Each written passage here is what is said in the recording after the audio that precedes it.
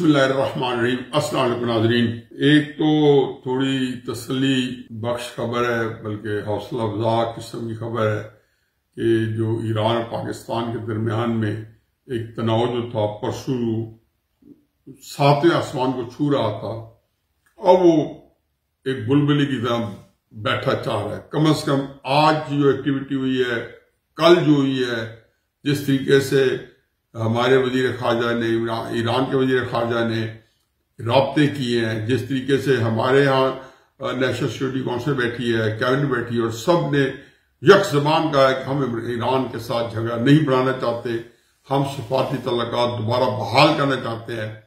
بین ہی اس سے زیادہ بھرپور آواز، زیادہ توانا آواز، دگنی توانا آواز جو ایران کی طرف سے آئی، انہوں نے کہا جی ہم بھرپور طریقے سے اپنے تعلقات بحال رکھنا چاہتے ہیں، اور فوری طور پہ سفیر جو ہے ان کو کہا گیا ہے کہ وہ ملکوں میں جا کے اپنی جو ڈیوٹی جو ہے اس کا انجام دیں۔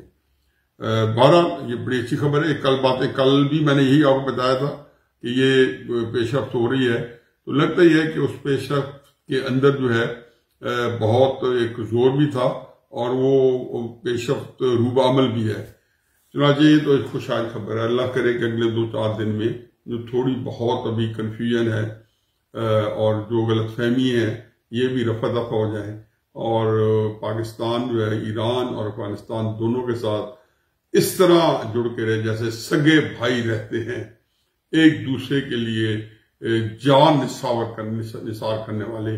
جو کڑا وقت اس وقت فلسطینیوں پہ آیا ہوا ہے، جو غزہ پہ آیا ہوا ہے، میرا خیال میں ایران کے اسی رول کے اوپر ہی مسلمان ممالک کو ایران کو بہت ہی مارجن دینا چاہیے، کیونکہ وہ واحد مسلمان ملک ہے جو ایک ایسی کھڑا ہے۔ یہ میں کل بھی کہا تھا، پرسوں بھی کہا تھا، آج دوبارہ دہراتا ہوں، اخوان المسلمین جو ہے مصر کی جماعت اسلامی ہے، حماس جو ہے فلسطین کی جماعت اسلامی ہے، اور ایران جو ہے اس نے کبھی ایک لمحہ بھی اس میں کنجوسی نہیں برتی، اور پچھلے 40-50 سال سے وہ تن من دھن کے ساتھ ان کے ساتھ کھڑا ہے۔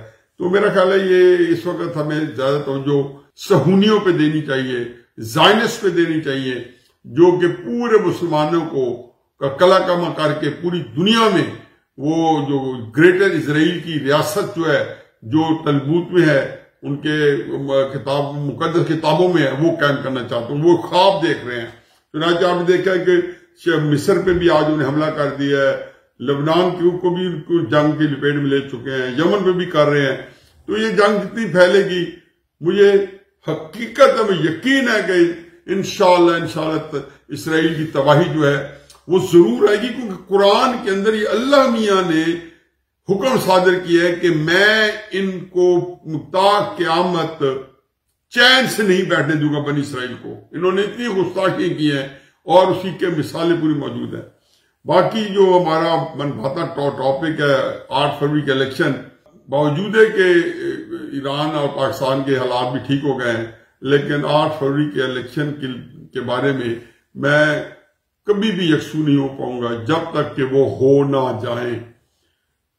کئی مہینوں سے کہہ رہا ہوں کہ جب سے 8 فروری کا الیکشن کا دن ڈکلیئر ہوا ہے، اور جتنی اس کے اوپر ایک شد و مت کے ساتھ کہا گیا کہ جی ہر صورت میں ہوگی، سپریم کورٹ نے بھی، اسٹیبلشمنٹ نے بھی، سیاستدانوں نے بھی، روزانہ ایک کا دو آواز آتی ہے ملتوی بھی ہونے کی، لیکن زیادہ آوازیں یہی ہیں توانا کہ جی وہ ہر صورت میں ہوگا۔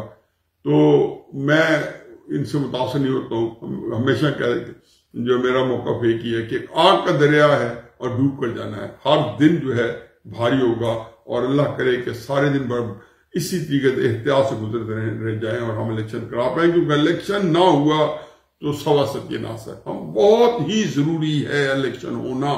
جو 8 فروری کا دن قریب آ رہا ہے، تو سب سے زیادہ جو جوش و خروش ہے سوشل میڈیا کے اندر، یا جو ایک پیالی کے اندر طوفان، جب گلاں باتی بڑھکے وہ تحریک انصاف کی ساتویں آسمان کو چھو رہی ہیں، اور اتنی بڑھتی جائیں گی۔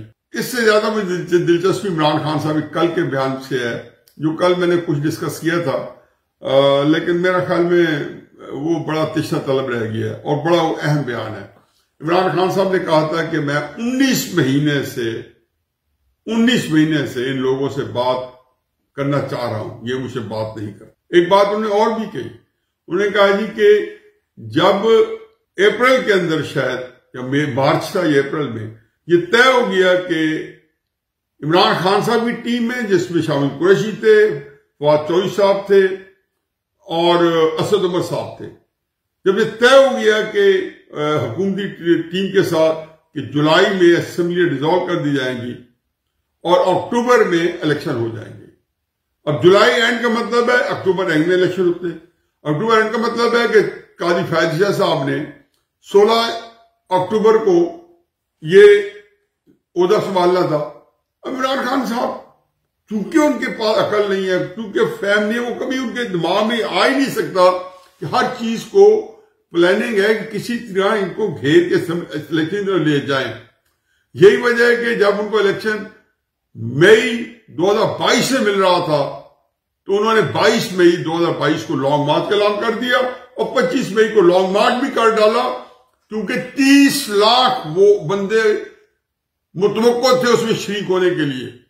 اور میں ہمیشہ کہتا ہوں کہ عمران خان اگر 30,000 بندے بھی آ جاتے اس دن اسلام آباد، اور جبکہ کے پی حکومت پوری اپنی ساری طاقت کے ساتھ اسلام آباد پہ چڑھ دوڑی تھی، آپ 3,000 بندے نہیں اکٹھے کر سکے تھے۔ پھر آپ نے ایک اور لانگ مارچ کیا، تب آپ بندے نہیں اکٹھے کر سکے، آپ کو گولیاں لگی، بندے نہیں نکلے۔ آپ نااہل ہوئے، تحریک انصاف کی ریڈ لائن تھی، کسی کے کان پہ جوں تک نہیں رینگی۔ آپ نے للکارا اتنی زیادہ، میرا خیال اتنی میسیجنگ ہوئی 9 مئی کو کہ چلو چلو کور کمانڈر گھر چلو۔ ذہن میں رہے کہ لاہور 2 کروڑ لوگوں کا شہر ہے، اور آپ دیکھ لیں، آج بھی فوٹیج دیکھ لیں، جلسہ جو ہو رہا ہے لاہور میں کنٹونمنٹ میں کور کمانڈر گھر کے باہر، سرکاری فگر نے سارے جو ٹیلی فون جو وہاں پہ ریکارڈ کیے ہیں اس سے جو ڈیٹا لیا ہے وہ 5,000، یہ جیو فینسنگ کے ذریعے۔ اب مجھے بتائیں کہ اس طریقے سے تو ظاہر ہے کہ آپ کو اندازہ ہوا ہی نہیں ہے کہ یہ الیکشن آپ کو نہیں مل سکتے تھے۔ سارے جتن آپ نے کر لی ہے، حکومتیں ڈیزالو کر لی، سب کچھ کر لیا۔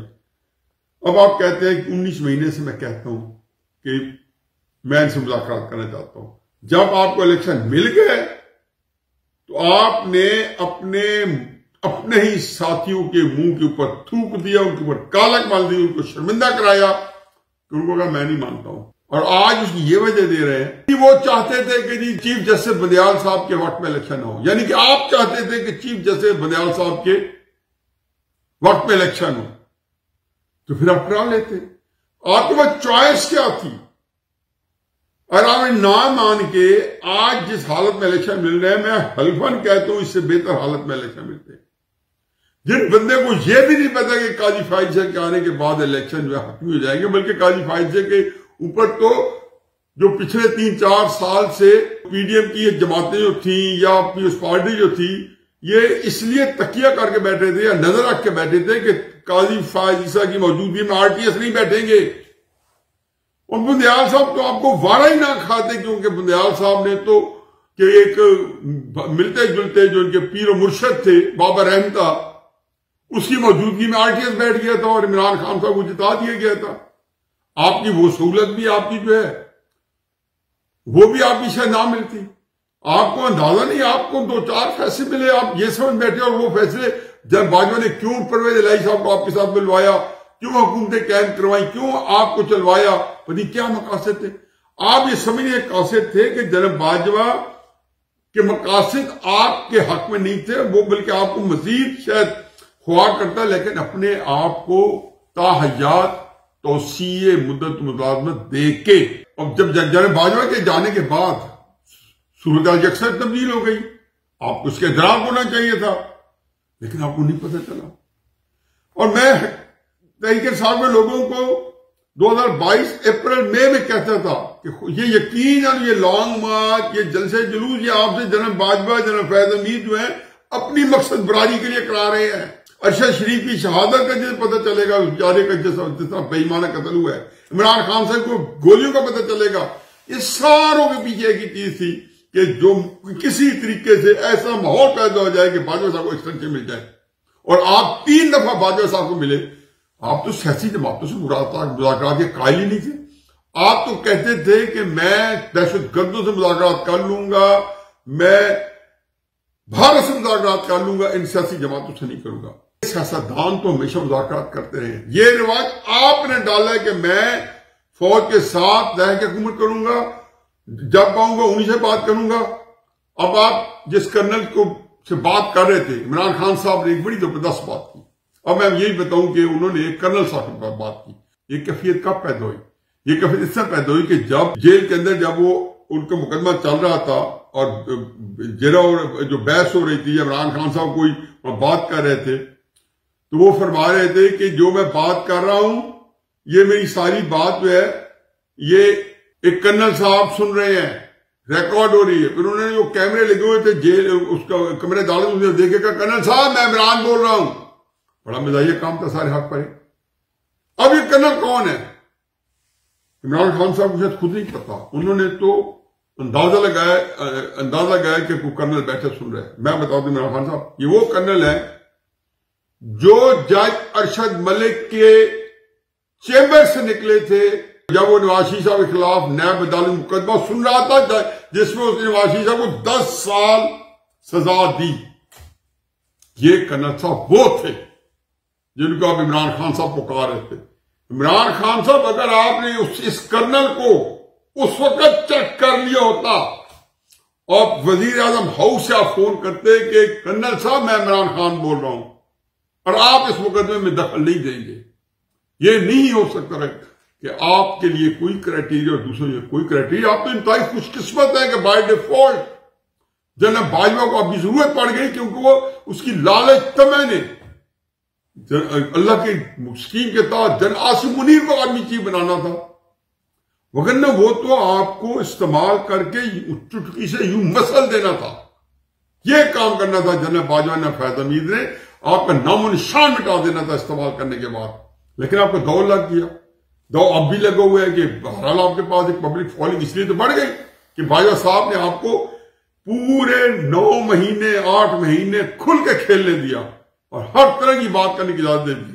اور ہر طرح کے نہیں, جب میر جعفر اور میر صادق بھی جنرل باجوہ, مذاکرات بھی جنرل باجوہ کے ساتھ, پھر اپنی تقریر میں کہہ رہے ہیں کہ میں نے تجھے میر جعفر میر صادق جنرل باجوہ کو نہیں کہا, میں تو شہباز شریف نواز شریف کو کہہ رہا تھا. اب آپ اس کا کچھ بگاڑ سکتے ہیں. مجھے تحریک انصاف کے لیڈروں نے بتایا, میں نام نہیں بتاتا ہوں, مجھے ازبر نام ہے, وہ خود کبھی بتا دیں گے کہ انہوں نے کہا کہ ہم نے عمران خان صاحب کو جب سمجھایا کہ میر جعفر میر صادق نہ کہے, کہتے ہیں نہیں میں تو فوج کو نہیں کہہ رہا ہوں, میں تو باجوہ کو نہیں کہہ رہا ہوں, میں تو ان کو کہہ رہا ہوں جو عارف علوی کے ذریعے اپنے بدترین دشمن جس نے امریکہ کے ساتھ مل کے عمران کے خلاف سازش کی تھی, جنرل باجوہ کے ساتھ وہ ملاقاتیں 2 کا کنفرم ہو گیا اور باوسوق ذرائع کہہ رہے ہیں کہ 3 ملاقات ہوئی. ان میں کیا طے تھا؟ عمران خان صاحب نے بیان دیا کہ باجوہ کو تاحیہ توسیع دیا مدت ملازمت میں, اور یہ بات پریس کانفرنس میں D G I general Nadeem Anjum نے D G I S P R کے ساتھ بیٹھ کے بتائی تھی.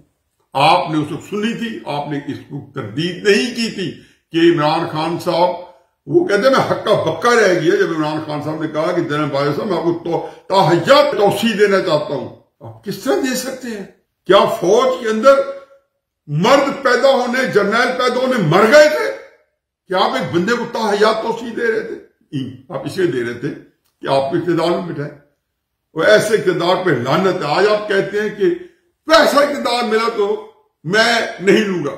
عمران خان صاحب میں حلفاً کہتا ہوں, یہ بڑے گناہ کی بات میں کر رہا ہوں, آپ کو اگر ویسے اقتدار ملا جو آپ نے فرمایا ہے کہ جی 90% اختیارات جنرل باجوہ کے پاس تھے, مجھے تو پہلے دن سے پتا تھا. میں تو تب کہتا تھا کہ جی عمران خان صاحب کو حکومت نہیں ہے, 90% حکومت جو ہے جنرل باجوہ کے پاس ہے.